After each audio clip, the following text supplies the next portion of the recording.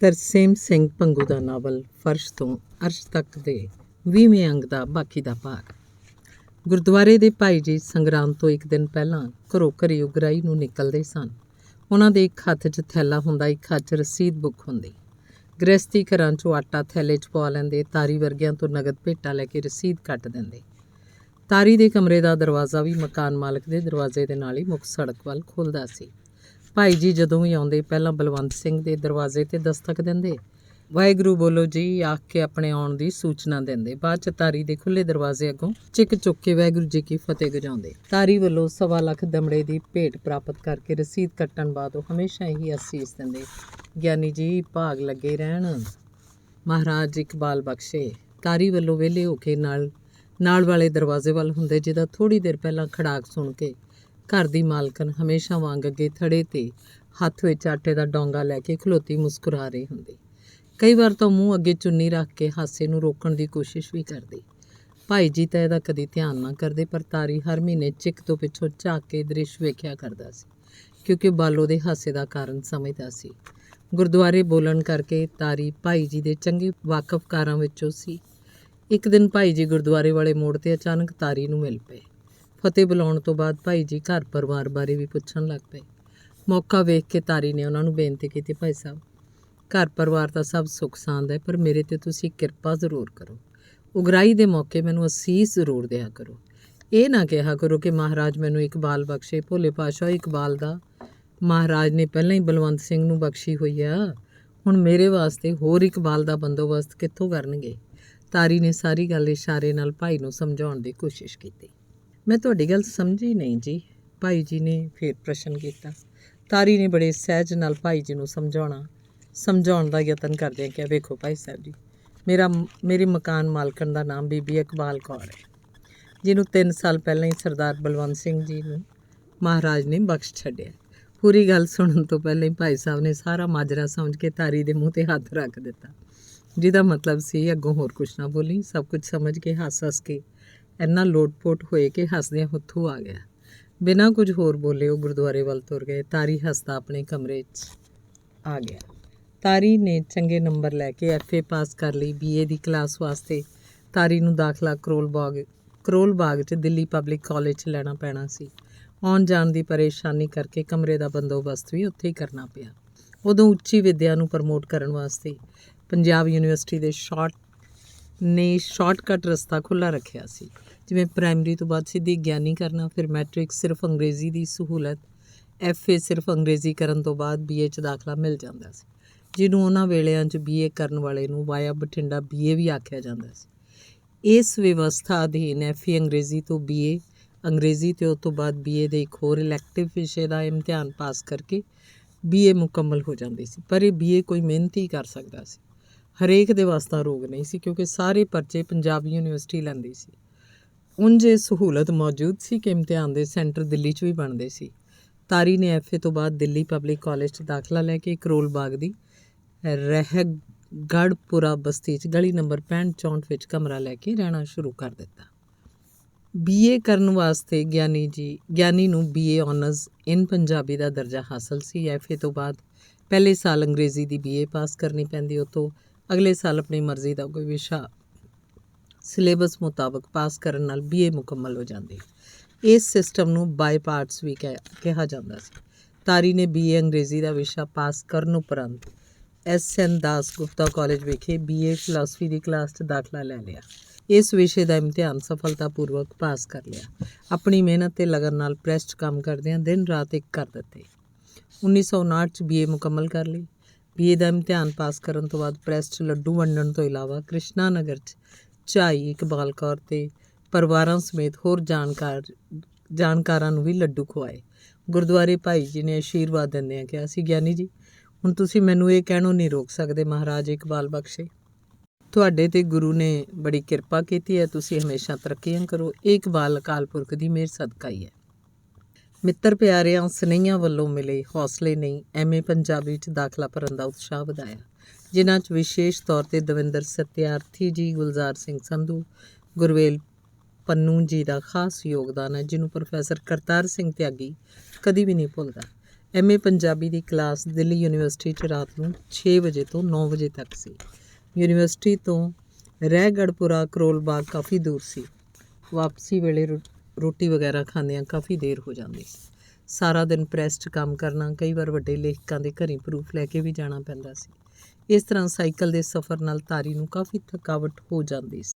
ਇਸ ਲਈ ਤੀਜੀ ਵਾਰ ਕਮਰਾ ਬਦਲਣ ਦੀ ਨੌਬਤ ਆ ਗਈ। ਪ੍ਰੈਸ 'ਚ ਕੰਮ ਕਰਨ ਕਰਕੇ, ਪੰਜਾਬੀ ਸਾਹਿਤ ਸਭਾ ਨਵੀਂ ਦਿੱਲੀ ਦਾ ਮੈਂਬਰ ਹੋਣ ਕਰਕੇ ਤਾਰੀ ਦੀ ਮਿੱਤਰਤਾ ਦਾ ਘੇਰਾ ਕਾਫੀ ਵੱਧ ਗਿਆ ਸੀ। ਦੂਸਰੀ ਗੱਲ ਇਹ ਸੀ ਕਿ ਪਾਪਾ ਪ੍ਰੀਤਮ ਸਿੰਘ ਜੀ ਨਵਯੁੱਗ ਪ੍ਰੈਸ ਵਾਲੇ ਬਹੁਤ ਹੀ ਮਸ਼ਹੂਰ ਸਨ। ਤਾਰੀ ਉਸ ਪ੍ਰੈਸ ਦਾ ਫੋਰਮੈਨ ਸੀ। ਦਿੱਲੀ ਤੋਂ ਇੱਕ ਨਿਰੰਕਾਰੀ ਮਿਸ਼ਨ ਮੈਗਜ਼ੀਨ ਛਪਦਾ ਸੀ, ਜਿਹਦਾ ਸਹਿ ਸੰਪਾਦਕ ਤਾਰੀ ਦਾ ਇੱਕ ਲੇਖਕ ਮਿੱਤਰ ਮਾਨ ਸਿੰਘ ਮਾਨ ਅਕਸਰ ਮਿਲਦਾ ਹੀ ਰਹਿੰਦਾ ਸੀ। ਉਸ ਨਾਲ ਜਦੋਂ ਤਾਰੀ ਨੇ ਆਪਣੀ ਸਮੱਸਿਆ ਸਾਂਝੀ ਕੀਤੀ ਤਾਂ ਕਮਰੇ ਦਾ ਮਸਲਾ ਜਲਦੀ ਹੱਲ ਹੋ ਗਿਆ। ਮਾਨ ਸਿੰਘ ਨੇ ਨਿਰੰਕਾਰੀ ਕਲੋਨੀ 'ਚ ਇੱਕ ਕਮਰਾ ਤਾਰੀ ਨੂੰ ਲੈ ਦਿੱਤਾ। ਇਹ ਕਮਰਾ ਯੂਨੀਵਰਸਿਟੀ ਵਾਲੇ ਪਾਸੇ ਤਾਂ ਜ਼ਰੂਰ ਸੀ, ਪਰ ਦੂਰ ਹੋਣ ਕਰਕੇ ਇਹ ਵੀ ਰਾਸ ਨਾ ਆਇਆ। ਅਖੀਰ ਕੋਸ਼ਿਸ਼ ਕਰਕੇ ਦਿੱਲੀ ਯੂਨੀਵਰਸਿਟੀ ਦੇ ਬਹੁਤ ਨੇੜੇ ਕਿੰਗਜ਼ਵੇ ਕੈਂਪ ਵਿੱਚ ਤਾਰੀ ਨੂੰ ਕਮਰਾ ਮਿਲ ਗਿਆ ਅਤੇ ਬਾਕਾਇਦਾ ਬੇਫਿਕਰ ਹੋ ਕੇ ਐਮਏ ਪੰਜਾਬੀ ਦੀ ਪੜ੍ਹਾਈ ਸ਼ੁਰੂ ਹੋ ਗਈ। ਐਮਏ ਪੰਜਾਬੀ ਤਾਂ ਤਾਰੀ ਨੂੰ ਹੋ ਚੁੱਕੀ ਪੜ੍ਹਾਈ ਨਾਲੋਂ ਬਹੁਤ ਸੌਖੀ ਲੱਗ ਰਹੀ ਸੀ। ਤਾਰੀ ਦੀ ਇਹ ਖੁਸ਼ਕਿਸਮਤੀ ਸੀ ਕਿ ਉਹਦੀ ਕਲਾਸ ਨੂੰ ਪੜ੍ਹਾਉਣ ਵਾਲੇ ਪ੍ਰੋਫੈਸਰ ਸਾਹਿਬਾਨ ਬੜੀ ਉੱਚ ਕੋਟੀ ਦੇ ਵਿਦਵਾਨ ਸਨ। ਡਾਕਟਰ ਸੁਰਿੰਦਰ ਸਿੰਘ ਕੋਹਲੀ, ਪ੍ਰੋਫੈਸਰ ਹਰਚਰਨ ਸਿੰਘ ਨਾਟਕਕਾਰ, ਡਾਕਟਰ ਕਾਲਾ ਸਿੰਘ ਬੇਦੀ, ਸਵਿੰਦਰ ਸਿੰਘ ਉੱਪਲ, ਪ੍ਰੋਫੈਸਰ ਜੋਗਿੰਦਰ ਸਿੰਘ ਸੋਢੀ, ਵੰਜਾਰਾ ਬੇਦੀ ਜੋ ਉਦੋਂ PhD ਦੀ ਤਿਆਰੀ ਕਰ ਰਹੇ ਸਨ। ਇਹਨਾਂ ਤੋਂ ਇਲਾਵਾ ਡਾਕਟਰ ਹਰਭਜਨ ਸਿੰਘ ਅਤੇ ਹੋਰ ਕਈ ਵਿਦਵਾਨ ਸਮੇਂ-ਸਮੇਂ ਕਲਾਸ ਵਿੱਚ ਲੈਕਚਰ ਦੇਣ ਵਾਸਤੇ ਆਉਂਦੇ ਰਹਿੰਦੇ ਸਨ। ਬੜਾ ਸੁਖਾਵਾਂ ਅਕਾਦਮਿਕ ਵਾਤਾਵਰਨ ਬਣ ਚੁੱਕਾ ਸੀ। ਉਸ ਸਮੇਂ ਡਾਕਟਰ ਕਾਨਾ ਸਿੰਘ, ਪ੍ਰੋਫੈਸਰ ਹਰਚਰਨ ਸਿੰਘ ਸੋਪਤੀ, ਪ੍ਰੋਫੈਸਰ ਸਵਰਨ ਸਿੰਘ ਕੌਮੀ ਵੰਗਾਰਵਾਲਾ, ਡਾਕਟਰ ਮਨਮੋਹਨ ਕੇਸਰ ਵੀ ਤਾਰੀ ਦੇ ਸਹਿਪਾਠੀ ਸਨ। 1951 'ਚ ਜਦੋਂ ਤਾਰੀ ਬਤੌਰ ਕੰਪੋਜ਼ਿਟਰ ਜਲੰਧਰ ਤੋਂ ਨਵਯੁੱਗ ਪ੍ਰੈਸ ਦਿੱਲੀ 'ਚ ਆਇਆ ਸੀ ਤਾਂ 1952 ਤੋਂ ਲੈ ਕੇ 1958 ਤੱਕ 7 ਸਾਲਾਂ ਦੇ ਅਰਸੇ 'ਚ ਨਵਯੁੱਗ ਪ੍ਰੈਸ ਸਧਾਰਨ ਪ੍ਰੈਸ ਤੋਂ ਨਵੀਂ ਗ੍ਰਾਮੀ ਪ੍ਰੈਸਾਂ 'ਚ ਸ਼ਾਮਲ ਹੋ ਚੁੱਕਾ ਸੀ। ਪਾਠਕ੍ਰਮ ਪੁਸਤਕਾਂ ਤੋਂ ਇਲਾਵਾ ਰੂਸੀ ਸਾਹਿਤ ਅਤੇ ਮਸ਼ਹੂਰ ਲੇਖਕਾਂ ਦੀਆਂ ਕਿਤਾਬਾਂ ਛਪਣੀਆਂ ਸ਼ੁਰੂ ਹੋ ਗਈਆਂ ਸੀ। ਹੁਣ ਨਵਯੁੱਗ ਸਿਰਫ ਪ੍ਰੈਸ ਹੀ ਨਹੀਂ ਸੀ, ਸਗੋਂ ਨਵਯੁੱਗ ਪਬਲਿਸ਼ਰ ਵੀ ਬਣ ਗਿਆ ਸੀ। ਇਹ ਪਾਪਾ ਜੀ ਦੀ ਲਗਨ ਸਦਕਾ ਸੀ। ਪਾਪਾ ਜੀ ਦੀ ਹਿੰਮਤ ਅਤੇ ਕਿਸਮਤ ਵੱਲੋਂ ਮਿਲੇ ਸਾਥ ਸਦਕਾ ਪਬਲੀਕੇਸ਼ਨ ਦਾ ਕੰਮ ਦਿਨੋਂ ਦਿਨ ਵਧਣ ਲੱਗਾ। ਇਹਦਾ ਇੱਕ ਕਾਰਨ ਇਹ ਵੀ ਸੀ ਕਿ ਪਾਪਾ ਜੀ ਪੁਸਤਕਾਂ ਦੀ ਛਪਾਈ ਦੇ ਮਿਆਰ, ਜ਼ਿਲਦਬੰਦੀ ਵੱਲ ਉਚੇਚਾ ਧਿਆਨ ਦਿੰਦੇ ਸੀ। ਅੰਮ੍ਰਿਤਾ ਪ੍ਰੀਤਮ, ਬਲਵੰਤ ਗਾਰਗੀ, ਕਰਤਾਰ ਸਿੰਘ ਦੁੱਗਲ, ਦੇਵਿੰਦਰ ਸਤਿਆਰਥੀ, ਡਾਕਟਰ MS ਰੰਧਾਵਾ, ਗੁਲਜ਼ਾਰ ਸਿੰਘ ਸੰਧੂ, ਗੁਰਵੇਲ ਪੰਨੂ, ਪ੍ਰੀਤਮ ਸਿੰਘ ਸਫੀਰ, ਜਸਵੰਤ ਸਿੰਘ ਕੰਵਲ, ਬੂਟਾ ਸਿੰਘ, ਆਕਾਸ਼ਵਾਣੀ ਵਾਲਾ ਦਵਿੰਦਰ ਸਿੰਘ, ਡਾਕਟਰ ਹਰਭਜਨ ਸਿੰਘ, ਤਾਰਾ ਸਿੰਘ ਕਾਮਲ ਅਤੇ ਹੋਰ ਕਈ ਨਾਮਵਰ ਲੇਖਕਾਂ ਦੀਆਂ ਪੁਸਤਕਾਂ ਛਾਪਣ ਅਤੇ ਪ੍ਰਕਾਸ਼ਿਤ ਕਰਨ ਦੇ ਹੱਕ ਪਾਪਾ ਜੀ ਨੂੰ ਮਿਲਦੇ ਗਏ। ਦਿੱਲੀ ਦੇ ਪ੍ਰਸਿੱਧ ਸਟੇਜੀ ਕਵੀ ਹਜ਼ਾਰਾ ਸਿੰਘ ਗੁਰਦਾਸਪੁਰੀ, ਤੇਜਾ ਸਿੰਘ ਸਾਬਰ, ਬਿਸ਼ਨ ਸਿੰਘ ਉਪਾਸ਼ਕ, ਕੇਦਾਰਨਾਥ ਬਾਗੀ, ਤਾਰਾ ਚੰਦ ਆਜ਼ਾਦ ਆਦਿ ਵੀ ਆਪੋ ਆਪਣੀਆਂ ਪੁਸਤਕਾਂ ਦੇ ਖਰੜੇ ਲੈ ਕੇ ਪਾਪਾ ਜੀ ਦੇ ਦੁਆਰੇ ਅਲਖ ਜਗਾਉਣ ਲੱਗੇ। ਇੱਥੋਂ ਤੱਕ ਕਿ ਨਾਨਕ ਸਿੰਘ ਅਤੇ ਗੁਰਬਖਸ਼ ਸਿੰਘ ਹੋਰਾਂ ਦੀਆਂ ਕੁਝ ਪੁਸਤਕਾਂ ਵੀ ਪ੍ਰਕਾਸ਼ਨ ਹਿੱਤ ਪਾਪਾ ਜੀ ਨੂੰ ਸੌਂਪੀਆਂ ਗਈਆਂ। ਹਾਲਾਂਕਿ ਇਹਨਾਂ ਦੋਵਾਂ ਉੱਚ ਦੁਮਾਲੜੇ ਲੇਖਕਾਂ ਦੀਆਂ ਆਪਣੀਆਂ ਪ੍ਰਕਾਸ਼ਨ ਸੰਸਥਾਵਾਂ ਅੰਮ੍ਰਿਤਸਰ ਅਤੇ ਪ੍ਰੀਤਨਗਰ ਵਿਖੇ ਮੌਜੂਦ ਸਨ। ਇਸ ਦੌਰਾਨ ਤਾਰੀ ਨੂੰ ਕੁਝ ਨਾਮਵਰ ਲੇਖਕਾਂ ਦੀ ਨੇੜਤਾ ਦਾ ਸੁਭਾਗ ਪ੍ਰਾਪਤ ਹੋਇਆ। ਬਲਵੰਤ ਗਾਰਗੀ ਗੁਰਮੁਖੀ ਅੱਖਰਾਂ 'ਚ ਲਿਖ ਨਹੀਂ ਸਕਦਾ ਸੀ। ਜਦੋਂ ਵੀ ਉਹਦੀ ਕੋਈ ਨਵੀਂ ਪੁਸਤਕ ਆਉਣੀ ਤਾਂ ਉਹ ਪਾਪਾ ਜੀ ਨੂੰ ਫੋਨ ਕਰਕੇ ਤਾਰੀ ਬਤੌਰ ਰਾਈਟਰ ਨੂੰ ਕਾਸ਼ਨੀ ਵਿਹੜੇ ਆਪਣੇ ਘਰ 'ਚ ਬੁਲਾ ਲੈਂਦਾ। ਨਾਟਕ 'ਚ ਦਿਲਚਸਪੀ ਰੱਖਣ ਕਾਰਨ ਇਸ ਮੌਕੇ ਤਾਰੀ ਨੇ ਗਾਰਗੀ ਕੋਲੋਂ ਨਾਟਕ ਕਲਾ ਦੀਆਂ ਬਰੀਕੀਆਂ ਵੀ ਸਿੱਖੀਆਂ, ਜੋ ਉਹਨੂੰ ਕਾਲਜ 'ਚ ਪੜ੍ਹਾਉਂਦਿਆਂ ਬਹੁਤ ਕੰਮ ਆਈਆਂ। ਭਾਸ਼ਾ ਵਿਭਾਗ ਪੰਜਾਬ ਵੱਲੋਂ ਪੰਜਾਬ ਦੇ ਸੱਭਿਆਚਾਰ ਬਾਰੇ ਜਾਂ MS ਰੰਧਾਵਾ ਜੀ ਦੀ ਲਿਖੀ ਇੱਕ ਵੱਡਕਾਰੀ ਪੁਸਤਕ ਨਵਯੁੱਗ ਪ੍ਰੈਸ 'ਚ ਛਪਣੀ ਸੀ। ਰੰਧਾਵਾ ਜੀ ਨੇ ਉਸ ਪੁਸਤਕ ਵਿੱਚ ਸ਼ਾਮਲ ਕਰਨ ਵਾਸਤੇ ਸਾਰੇ ਲੇਖ ਪਹਿਲਾਂ ਹੀ ਅੰਗਰੇਜ਼ੀ ਦੇ ਵੱਖ-ਵੱਖ ਮੈਗਜ਼ੀਨਾਂ ਅਤੇ ਅਖਬਾਰਾਂ 'ਚ ਛਪਵਾਏ ਹੋਏ ਸਨ।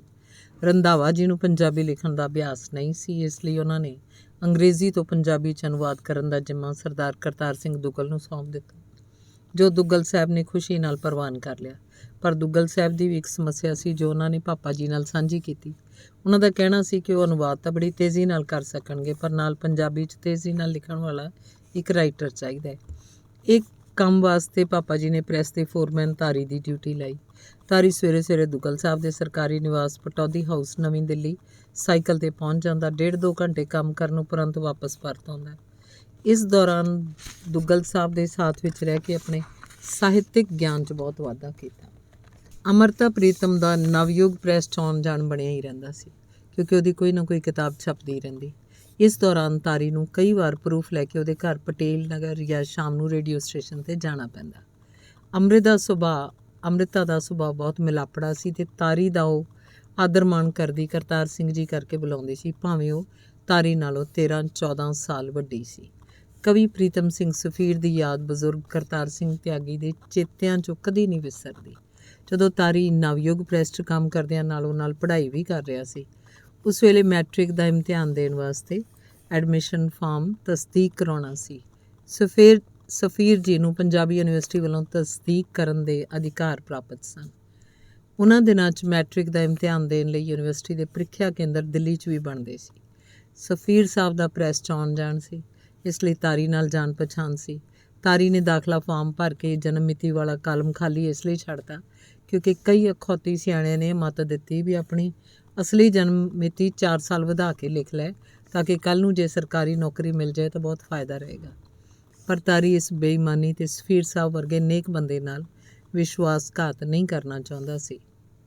ਜਦੋਂ ਤਾਰੀ ਫਾਰਮ ਲੈ ਕੇ ਸਫੀਰ ਸਾਹਿਬ ਦੇ ਦਫ਼ਤਰ ਪਹੁੰਚਿਆ, ਜਾਣੂ ਹੋਣ ਕਰਕੇ ਬੜੇ ਸਤਿਕਾਰ ਨਾਲ ਕਿਹਾ, ਆਓ ਕਾਕਾ ਜੀ ਬੈਠੋ, ਕਿਵੇਂ ਆਉਣੇ ਹੋਏ। ਨਾਲ ਹੀ ਪਾਪਾ ਜੀ ਦੀ ਸੁੱਖ ਸਾਂਦ ਪੁੱਛੀ। ਤਾਰੀ ਨੇ ਆਪਣਾ ਮਕਸਦ ਦੱਸਿਆ। ਦਾਖਲਾ ਫਾਰਮ ਉਹਨਾਂ ਦੇ ਅੱਗੇ ਰੱਖਤਾ। ਫਾਰਮ ਉੱਤੇ ਸਰਕਾਰੀ ਨਜ਼ਰ ਮਾਰ ਸਫੀਰ ਸਾਹਿਬ ਨੇ ਕਿਹਾ, ਕਾਕਾ ਜਨਮ ਮਿਤੀ ਕਿਉਂ ਨਹੀਂ ਭਰੀ? ਤਾਰੀ ਹਰਫਲੇ ਨੇ ਸਿਰਫ ਇੰਨਾ ਹੀ ਕਿਹਾ, ਜੀ ਮੈਨੂੰ ਆਪਣੀ ਸਹੀ ਜਨਮ ਮਿਤੀ ਯਾਦ ਨਹੀਂ, ਤਸੱਲੀ ਕਰਕੇ ਮੈਂ ਭਰ ਦਿਆਂਗਾ। ਸਫੀਰ ਸਾਹਿਬ ਨੇ ਦਸਤਖਤ ਕਰਨ ਤੋਂ ਬਾਅਦ ਆਪਣੇ ਸਹਾਇਕ ਨੂੰ ਮੋਹਰ ਲਾਉਣ ਲਈ ਕਿਹਾ। ਪ੍ਰੈਸ 'ਚ ਛਪ ਰਹੀਆਂ ਕਿਤਾਬਾਂ ਬਾਰੇ ਜਾਣਕਾਰੀ ਲੈਣ ਲੱਗ ਪਏ।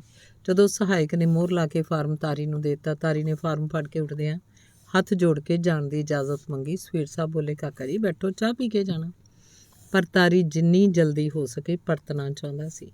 ਤਾਰੀ ਨੂੰ ਤੁਰਦਿਆਂ ਇੱਕ ਵਾਰ ਫਿਰ ਚੇਤਾਵਨੀ ਦਿੱਤੀ ਕਿ ਫਾਰਮ ਭੇਜਣ ਤੋਂ ਪਹਿਲਾਂ ਜਨਮ ਮਿਤੀ ਭਰ ਲੈਣਾ। ਯਾਦ ਰਹੇ, ਜਨਮ ਮਿਤੀ ਠੀਕ ਹੋਣੀ ਚਾਹੀਦੀ ਆ। ਵਾਪਸ ਆਉਂਦਿਆਂ ਤਾਰੀ ਦੇ ਦਿਮਾਗ 'ਚ ਜਨਮ ਮਿਤੀ ਦੀ ਹੇਰਾਫੇਰੀ ਦੀ ਕਸ਼ਮਕਸ਼ ਹੋਣ ਲੱਗ ਪਈ। ਪ੍ਰੈਸ 'ਚ ਆ ਕੇ ਵੀ ਸਾਥੀਆਂ ਨੇ ਕਿਹਾ ਵੀ ਹੁਣ ਦਸਤਖਤ ਤਾਂ ਹੋ ਹੀ ਗਏ, ਹੁਣ ਆਪਣੀ ਮਰਜ਼ੀ ਕਰ ਲੈ, ਮੌਜਾਂ ਲਾਏਂਗਾ। ਪਰ ਤਾਰੀ ਦੀ ਅੰਤਰ-ਆਤਮਾ ਨੇ ਫੈਸਲਾ ਕਰ ਲਿਆ ਕਿ ਸਫੀਰ ਸਾਹਿਬ ਵਰਗੇ ਸਾਊ ਮਨੁੱਖ ਨਾਲ ਵਿਸ਼ਵਾਸਘਾਤ ਨਹੀਂ ਕਰੇਗਾ। ਪਹਿਲਾਂ ਰੂਸੀ ਦੂਤਾਵਾਸ ਵੱਲੋਂ ਕਦੀ-ਕਦਾਈਂ ਕਿਸੇ ਰੂਸੀ ਪੁਸਤਕ ਦਾ ਪੰਜਾਬੀ 'ਚ ਅਨੁਵਾਦ ਨਵਯੁੱਗ ਪ੍ਰੈਸ 'ਚ ਛਪਣ ਲਈ ਆਉਂਦਾ ਸੀ, ਕਿਉਂਕਿ ਉਹ ਲੋਕ ਪਾਪਾ ਜੀ ਦਾ ਇੱਕ ਚੰਗਾ ਪ੍ਰਿੰਟਰ ਤੇ ਪਬਲਿਸ਼ਰ ਹੋਣ ਦੇ ਨਾਤੇ ਕਦਰ ਕਰਦੇ ਸੀ। ਇੱਕ ਸਮਾਂ ਆਇਆ ਜਦੋਂ ਰੂਸੀ ਦੂਤਾਵਾਸ ਵੱਲੋਂ ਸੋਵੀਅਤ ਲੈਂਡ ਨਾਂ ਦਾ ਰਸਾਲਾ ਅੰਗਰੇਜ਼ੀ ਤੇ ਹਿੰਦੀ ਤੋਂ ਬਾਅਦ ਹੋਰ ਭਾਰਤੀ ਭਾਸ਼ਾਵਾਂ 'ਚ ਵੀ ਪ੍ਰਕਾਸ਼ਿਤ ਕਰਨ ਦਾ ਪ੍ਰੋਗਰਾਮ ਬਣਿਆ। ਇਸ ਲੜੀ ਅਧੀਨ ਸੋਵੀਅਤ ਦੇਸ਼ ਪੰਜਾਬੀ ਦੀ ਛਪਾਈ ਦਾ ਕੰਮ ਨਵਯੁੱਗ ਪ੍ਰੈਸ ਨੂੰ ਸੌਂਪਿਆ ਗਿਆ। ਪਾਪਾ ਜੀ ਦੀ ਚੰਗੀ ਕਾਰਗੁਜ਼ਾਰੀ ਨੂੰ ਵੇਖਦਿਆਂ ਜਲਦੀ ਉਰਦੂ, ਕੰਨੜ, ਉੜੀਆ ਭਾਸ਼ਾਵਾਂ ਦੇ ਰਸਾਲਿਆਂ ਦੀ ਛਪਾਈ ਦਾ ਕੰਮ ਨਵਯੁੱਗ ਪ੍ਰੈਸ ਨੂੰ ਮਿਲ ਗਿਆ। ਇੱਕ ਬਹੁਤ ਵੱਡਾ ਤੇ ਸੁਖਾਵਾਂ ਇਨਕਲਾਬ ਸੀ। ਕਾਰੋਬਾਰ ਦੇ ਵਿਸਥਾਰ ਵਾਸਤੇ ਨਾਲ ਲੱਗਦੀਆਂ 2-3 ਹੋਰ ਦੁਕਾਨਾਂ ਖਰੀਦੀਆਂ ਗਈਆਂ। ਨਵੀਆਂ ਆਟੋਮੈਟਿਕ ਛਪਾਈ ਮਸ਼ੀਨਾਂ ਲਗਵਾਈਆਂ। ਨਵਾਂ ਟਾਈਪ ਭਰਿਆ ਗਿਆ। ਉੜੀਆ ਤੇ ਕੰਨੜ ਭਾਸ਼ਾਵਾਂ ਦਾ ਕੰਮ ਕਰਨ ਵਾਸਤੇ ਉਚੇਚੇ ਤੌਰ 'ਤੇ ਕੰਪੋਜ਼ਿਟਰ ਬੁਲਾਏ ਗਏ। ਇਸ ਤਰ੍ਹਾਂ ਸਧਾਰਨ ਪੁਸਤਕਾਂ ਤੇ ਸੇਰੇ ਸਿੱਖਿਆ ਛਾਪਣ ਵਾਲਾ ਪੰਜਾਬੀ ਦਾ ਨਿੱਕਾ ਜਿਹਾ ਨਵਯੁੱਗ ਪ੍ਰੈਸ ਇੱਕ ਬਹੁਭਾਸ਼ਾਈ ਨਵਯੁੱਗ ਪ੍ਰੈਸ ਬਣ ਗਿਆ। ਬਤੌਰ ਫੋਰਮੈਨ ਤਾਰੀ ਦੀ ਜ਼ਿੰਮੇਵਾਰੀ ਹੋਰ ਵੱਧ ਗਈ। ਸੋਵੀਅਤ ਦੂਤਾਵਾਸ ਵੱਲੋਂ ਮਿਲੇ ਵਪਾਰਕ ਕੰਮ 'ਚ ਰੁੱਝ ਕੇ ਵੀ ਪਾਪਾ ਜੀ ਦਾ ਸਾਹਿਤਿਕ ਸ਼ੌਕ ਮੱਠਾ ਨਹੀਂ ਪਿਆ, ਸਗੋਂ ਪਹਿਲਾਂ ਨਾਲੋਂ ਵਧੇਰੇ ਉੱਭਰ ਕੇ ਸਾਹਮਣੇ ਆਇਆ। ਸਾਹਿਤਿਕ ਪੁਸਤਕਾਂ ਦੀ ਛਪਾਈ ਪ੍ਰਕਾਸ਼ਨਾ ਉਸੇ ਜੋਸ਼ੋ ਖਰੋਸ਼ ਨਾਲ ਹੁੰਦੀ ਰਹੀ। ਪਾਪਾ ਜੀ ਨੇ ਇਸ ਤੋਂ ਵੀ ਅੱਗੇ ਇੱਕ ਕਦਮ ਹੋਰ ਉਦੋਂ ਪੁੱਟਿਆ ਜਦੋਂ ਮਈ 1958 'ਚ ਆਰਸੀ ਨਾਂ ਦਾ ਬੜਾ ਖੂਬਸੂਰਤ, ਉੱਚ ਪਾਏਦਾਰ ਤੇ ਵਿਲੱਖਣ ਕਿਸਮ ਦਾ ਨਿਰੋਲ ਸਾਹਿਤਿਕ ਮਾਸਿਕ ਪੱਤਰ ਸ਼ੁਰੂ ਕੀਤਾ, ਜੋ ਲਗਾਤਾਰ 45 ਸਾਲ ਬੜੀ ਕਾਮਯਾਬੀ ਨਾਲ ਚੱਲਦਾ ਰਿਹਾ। ਮੁੱਢਲੇ ਦੌਰ 'ਚ ਅਮਰਤਾ ਪ੍ਰੀਤਮ ਦਾ ਨਾਮ ਨਿਗਰਾਨ ਵਜੋਂ ਛਪਦਾ ਸੀ। ਸੰਪਾਦਕ ਪਾਪਾ ਜੀ ਆਪ ਹੀ ਸਨ। ਕੁਲਬੀਰ ਸਿੰਘ ਕੰਗ ਨੇ ਕੁਝ ਅਰਸਾ ਸਹਾਇਕ ਸੰਪਾਦਕ ਦੇ ਤੌਰ 'ਤੇ ਸੇਵਾ ਨਿਭਾਈ। ਬਾਅਦ 'ਚ ਇਸ ਸੇਵਾ ਲਈ ਪਾਪਾ ਜੀ ਨੇ ਤਾਰੀ ਨੂੰ ਫੋਰਮੈਨ ਤੋਂ ਤਰੱਕੀ ਦੇ ਕੇ ਆਰਸੀ ਦਾ ਸਹਾਇਕ ਸੰਪਾਦਕ ਬਣਾ ਦਿੱਤਾ। ਇਸ ਸਭ ਦੇ ਚਲਦਿਆਂ ਪੰਜਾਬੀ ਸਾਹਿਤ ਸਭਾ ਨਵੀਂ ਦਿੱਲੀ ਦੀ ਹਫ਼ਤਾਵਾਰੀ ਬੈਠਕ ਨਿਰਵਿਘਨ ਚੱਲਦੀ ਸੀ। ਕਰਤਾਰ ਸਿੰਘ ਦੇ ਨਾਂ ਹੇਠ ਤਾਰੀ ਵੱਲੋਂ ਲਿਖੀ ਕੋਈ ਰਚਨਾ ਕਿਸੇ ਨਾ ਕਿਸੇ ਰਸਾਲੇ ਛਪਦੀ ਰਹਿੰਦੀ ਸੀ। ਉਸ ਵੇਲੇ ਪੰਜਾਬੀ ਸਾਹਿਤ ਸਭਾ ਦਾ ਅਸੂਲ ਸੀ ਕਿ ਅਗਲੇ ਐਤਵਾਰ ਕਿਸੇ ਲੇਖਕ ਨੇ ਕਿਹੜੀ ਰਚਨਾ ਪੜ੍ਹਨੀ ਹੈ ਪਹਿਲਾਂ ਦੱਸ ਦਿੱਤਾ ਜਾਂਦਾ ਸੀ। ਇੱਕ ਪ੍ਰੋਗਰਾਮ ਵਿੱਚ ਕਰਤਾਰ ਸਿੰਘ ਆਜ਼ਾਦ ਨੇ ਆਪਣੀ ਕਹਾਣੀ ਪੜ੍ਹਨੀ ਸੀ। ਜਦੋਂ ਸਭਾ ਦੇ ਜਨਰਲ ਸਕੱਤਰ ਗੁਰਮੁਖ ਸਿੰਘ ਜੀਤ ਵੱਲੋਂ ਕਰਤਾਰ ਸਿੰਘ ਆਜ਼ਾਦ ਦਾ ਨਾਮ ਬੋਲਿਆ ਗਿਆ ਤਾਂ ਕੋਈ ਨਹੀਂ ਉੱਠਿਆ, ਕਿਉਂਕਿ ਉਹ ਆਇਆ ਹੀ ਨਹੀਂ ਸੀ। ਤਾਰੀ ਦੇ ਇੱਕ ਲੇਖਕ ਮਿੱਤਰ ਨੇ ਕਰਤਾਰ ਸਿੰਘ ਬੋਲਣ ਕਰਕੇ ਤਾਰੀ ਨੂੰ ਉਠਾ ਦਿੱਤਾ। ਤਾਰੀ ਨੂੰ ਖਲੋਤਾ ਵੇਖ ਕੇ ਸੈਕਟਰੀ ਸਾਹਿਬ ਬੋਲੇ, ਯਾਰ ਕਹਾਣੀ ਕਰਤਾਰ ਸਿੰਘ ਆਜ਼ਾਦ ਨੇ ਪੜ੍ਹਨੀ ਹੈ। ਜਿਸ ਲੇਖਕ ਨੇ ਤਾਰੀ ਨੂੰ ਉਠਾਇਆ ਸੀ ਉਹ ਮਜ਼ਾਕੀਆ ਲਹਿਜੇ 'ਚ ਝੱਟ ਬੋਲ ਪਿਆ, ਇਹ ਕਿਹੜਾ ਗੁਲਾਮ ਹੈ, ਇਹਦੇ ਕੋਲੋਂ ਹੀ ਪੜ੍ਹਾ ਲਓ। ਉਸ ਲੇਖਕ ਦੇ ਇੰਜ ਬੋਲਣ ਨਾਲ ਹਾਸਾ ਜਿਹਾ ਪੈ ਗਿਆ। ਇੰਨੇ ਨੂੰ ਕਰਤਾਰ ਸਿੰਘ ਆਜ਼ਾਦ ਆ ਗਿਆ। ਸਭਾ ਦੀ ਕਾਰਵਾਈ ਬਾਕਾਇਦਾ ਤੌਰ 'ਤੇ ਸ਼ੁਰੂ ਹੋ ਗਈ। ਉਸ ਦਿਨ ਪ੍ਰੋਗਰਾਮ ਖਤਮ ਹੋਣ ਤੋਂ ਬਾਅਦ ਸਤਿਆਰਥੀ ਜੀ ਨੇ ਆਪਣੀ ਆਦਤ ਅਨੁਸਾਰ ਤਾਰੀ ਨੂੰ ਬੜੀ ਆਪਣਾਤ ਨਾਲ ਕਿਹਾ, ਕਰਤਾਰ ਸਿੰਘ ਜੀ, ਹੁਣ ਤੁਸੀਂ ਵੀ ਆਪਣਾ ਕੋਈ ਤਖੱਲਸ ਰੱਖ ਹੀ ਲਓ ਤਾਂ ਕਿ ਅੱਗੇ ਤੋਂ ਨਾਂ ਦਾ ਭੁਲੇਖਾ ਨਾ ਪਵੇ। ਸਤਿਆਰਥੀ ਜੀ ਪ੍ਰੈਸ 'ਚ ਆਉਂਦੇ ਜਾਂਦੇ ਸਨ। ਤਾਰੀ ਦੀ ਲਗਨ ਨਾਲ ਕੰਮ ਕਰਨ ਦੇ ਨਾਲ ਨਾਲ ਸਾਹਿਤਿਕ ਰੁਚੀਆਂ ਤੇ 13 ਸਾਲ ਦੇ ਵਕਫੇ ਬਾਅਦ ਦੁਬਾਰਾ ਪੜ੍ਹਾਈ ਸ਼ੁਰੂ ਕਰਕੇ ਚੰਗੇ ਨਤੀਜੇ ਪ੍ਰਾਪਤ ਕਰਨ ਬਾਰੇ ਵੀ ਉਹ ਜਾਣਦੇ ਸੀ। ਉਹਨਾਂ ਦੀ ਸਾਧੂ ਬਿਰਤੀ ਤੋਂ ਤਾਰੀ ਬਹੁਤ ਪ੍ਰਭਾਵਿਤ ਸੀ, ਇਸ ਲਈ ਉਹਦੇ ਦਿਲ 'ਚ ਸਤਿਆਰਥੀ ਜੀ ਦੀ ਖਾਸ ਥਾਂ ਸੀ। ਉਸ ਵੇਲੇ ਤਾਰੀ ਸਤਿਕਾਰ ਨਾਲ ਸਤਿਆਰਥੀ ਜੀ ਨੂੰ ਮੁਖਾਤਿਬ ਹੋਇਆ, ਕਿਰਪਾ ਕਰਕੇ ਤੁਸੀਂ ਸੁਝਾਅ ਦਿਓ ਕਿ ਤਖੱਲਸ ਕੀ ਹੋਣਾ ਚਾਹੀਦਾ ਹੈ। ਸਤਿਆਰਥੀ ਜੀ ਕਿਸੇ ਪਹੁੰਚੇ ਸੰਤ ਵਾਂਗ ਤਾਰੀ ਦੇ ਮੋਢੇ 'ਤੇ ਹੱਥ ਰੱਖ ਕੇ ਬੋਲੇ, ਕਰਤਾਰ ਸਿੰਘ ਜੀ, ਮੈਂ ਗੀਤਾ 'ਚ ਪੜ੍ਹਿਆ, ਜੋ ਵਿਅਕਤੀ ਆਪਣੀਆਂ ਬਿਰਤੀਆਂ ਨੂੰ ਕਿਸੇ ਨਿਸ਼ਾਨੇ 'ਤੇ ਇਕਾਗਰ ਕਰਨ ਦੀ ਸਮਰੱਥਾ ਰੱਖਦਾ ਉਹ ਯੋਗੀ ਹੁੰਦਾ ਹੈ, ਪਰ ਤਿਆਗ ਤੋਂ ਬਿਨਾਂ ਯੋਗੀ ਬਣਿਆ ਨਹੀਂ ਜਾਂਦਾ। ਮੈਂ ਸਮਝਦਾ ਸਾਰੇ ਗੁਣ ਤੁਹਾਡੇ 'ਚ ਮੌਜੂਦ ਹਨ। ਮੇਰਾ ਸੁਝਾਅ ਇਹ ਹੈ ਕਿ ਤੁਸੀਂ ਆਪਣੇ ਨਾਮ ਨਾਲ ਤਿਆਗੀ ਜੋੜ ਹੀ ਲਓ, ਤੁਹਾਨੂੰ ਜਚੇਗਾ ਵੀ। ਇਸ ਤੋਂ ਬਾਅਦ ਤਾਰੀ ਕਰਤਾਰ ਸਿੰਘ ਤਿਆਗੀ ਬਣ ਗਿਆ। ਤਾਰੀ ਵੱਲੋਂ MA ਪੰਜਾਬੀ ਪਹਿਲੇ ਦਰਜੇ 'ਚ ਪਾਸ ਕਰਨਾ ਬਹੁਤ ਹੀ ਵੱਡੀ ਪ੍ਰਾਪਤੀ ਸੀ। ਉਹਦੀ ਖੁਸ਼ੀ ਦਾ ਕੋਈ ਪਾਰਾਵਾਰ ਨਹੀਂ ਸੀ। ਉਹਨਾਂ ਦਿਨਾਂ 'ਚ ਪਹਿਲੇ ਦਰਜੇ 'ਚ ਕੋਈ ਪ੍ਰੀਖਿਆ ਪਾਸ ਕਰਨਾ ਹੀ ਆਪਣੇ ਆਪ 'ਚ ਮਾਣ ਵਾਲੀ ਗੱਲ ਸੀ। ਹੁਣ ਤਾਰੀ ਦਾ ਨਿਸ਼ਾਨਾ ਕੋਈ ਚੰਗੀ ਨੌਕਰੀ ਪ੍ਰਾਪਤ ਕਰਨਾ ਸੀ। ਉਹ ਅਖਬਾਰਾਂ 'ਚ ਨਿਕਲੀਆਂ ਅਸਾਮੀਆਂ ਦੇ ਵਿਗਿਆਪਨਾਂ 'ਤੇ ਖਾਸ ਧਿਆਨ ਦਿੰਦਾ, ਅਰਜ਼ੀ ਭੇਜਣਾ ਨਾ ਭੁੱਲਦਾ। ਕਿਸੇ ਥਾਂ 'ਤੇ ਇੰਟਰਵਿਊ ਲਈ ਬੁਲਾ ਲਿਆ, ਕੋਈ ਨਾ ਵੀ ਬੁਲਾਉਂਦਾ, ਪਰ ਤਾਰੀ ਆਪਣੀ ਡਿਊਟੀ ਨਿਭਾਈ ਜਾਂਦਾ। ਧੰਨਵਾਦ। ਚੱਲਦਾ।